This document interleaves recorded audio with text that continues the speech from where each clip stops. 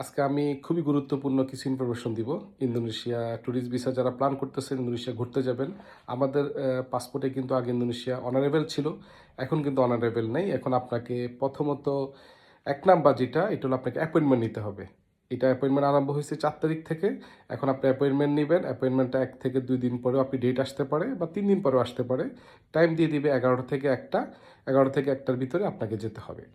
দ্বিতীয় number dress code. আপনারা অবশ্যই স্যান্ডেল পরে যাবেন না, শু বা ক্যাটস পরে যাবেন এবং ব্লেজার টাইপ বা ফুল হাতা শার্ট পরে খুব সুন্দর এবং সাবলীলভাবে আপনারা যাবেন, নাহলে কিন্তু ঢুকতেই দিবে না।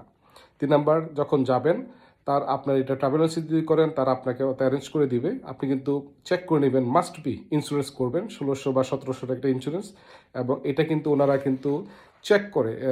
চেকটা করে কীভাবে, আপনার ওই যে স্ক্যান করে দেখে যে আপনার সার্ভার ইন্স্যুরেন্সটা দেখায় কি না, তাহলে আপনার ফাইলটা জমা দিবে, নাহলে জমা নিবে না। ৪ নাম্বার, আপনি অবশ্যই যাওয়ার সময় একটা চেক বই নিয়ে যাবেন। যখন আপনার ফাইলটা রিসিভ করবে তখন সব কিছু দেখার পরে আপনার থেকে একটা ব্ল্যাঙ্ক চেক নিবে। এটা ভয়ের কোনো কারণ নাই, চেকটা রেখে দিবে আর করবে। আর ৫ নাম্বার, বাকি যাদের পাসপোর্ট বেশি আছে তারা অবশ্যই সবগুলো পাসপোর্ট নিয়ে যাবেন। একটা পাসপোর্ট রাখবে, কিন্তু বাকি পাসপোর্টগুলো দেখে এবং প্রিভিয়াস ভিসাগুলো দেখে। তারপরে সাথে করে সবচেয়ে তার একটু গুরুত্বপূর্ণ বিষয় যেটা হলো আপনার ছবি। অবশ্যই ১ কপি ছবি নেবেন। ছবিটা কিন্তু এখন নেয়, আগে কিন্তু ছবিও লাগতো না। আর আরও কিছু বেসিক বিষয় আছে। আপনি যদি বালিতে যান, বালির রিটার্ন এয়ার টিকিট কনফার্ম, এবং বালিতে যে হোটেলে থাকবেন হোটেল কনফার্মেশন, এবং হোটেল থেকে যে মেলটা করে মেলটা অবশ্যই প্রিন্ট আউট দিয়ে নেবেন। যদি আপনি প্রিন্ট আউট করে না নিয়ে যান তাহলে অবশ্যই আপনাকে ২ ঘন্টা পরে আবার ঘুরে প্রিন্ট আউট দেওয়ার পরে আপনার ফাইলটা জমা দেবে।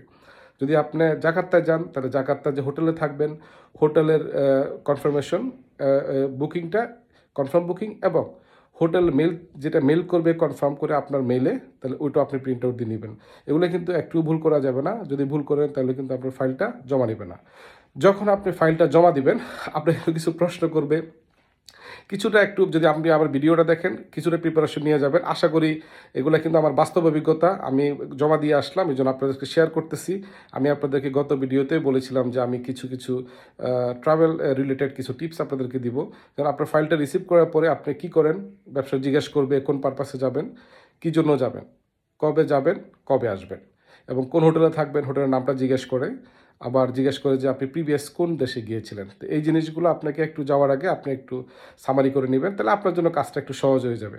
ভয়ের কিছু নাই, ওনারা স্বাভাবিকত সবগুলো ফাইলে রাখছে, তবে যারা চেক বই নেয় তাদেরটা বলে দিছে যে আপনি একটু করে আসেন ২ ঘন্টা বা ৩ ঘন্টা পরে। আর আপনি যখন জমা নেবেন, জমা দেওয়ার পর আপনি একটা স্লিপ দিয়ে দিবে। স্লিপটা আপনি একটা ছবি তুলে রাখবেন, নিজের কাছে রাখবেন। আর এখন কিন্তু পাসপোর্ট রেখে দেয় স্বাভাবিকত ২ সপ্তাহ বা ১৬ দিন, আর কিন্তু ১ মাস রাখতে এখন একটু আগেই দিয়ে দিচ্ছে।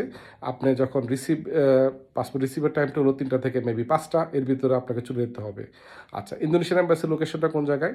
এই লোকেশনটা হলো আপনার গুলশান ২ এর আমরা যদি আপনি কাকলি দিয়ে যান গুলশান ২ এর আগে বাম দিকে, ওইখানে আশেপাশেই আপনি কাউকে জিজ্ঞেস করলে দেখাই দিব। লোকেশনটা খুবই সুন্দর, ২ নম্বর সিগন্যালের পাশেই আপনি কাউকে জিজ্ঞেস করলেই হবে। ভালো থাকবেন। যারা ইন্দোনেশিয়া ঘুরতে যেতে চান আমার ভিডিওটি দেখুন, কাজে লাগবে। আসসালামু আলাইকুম।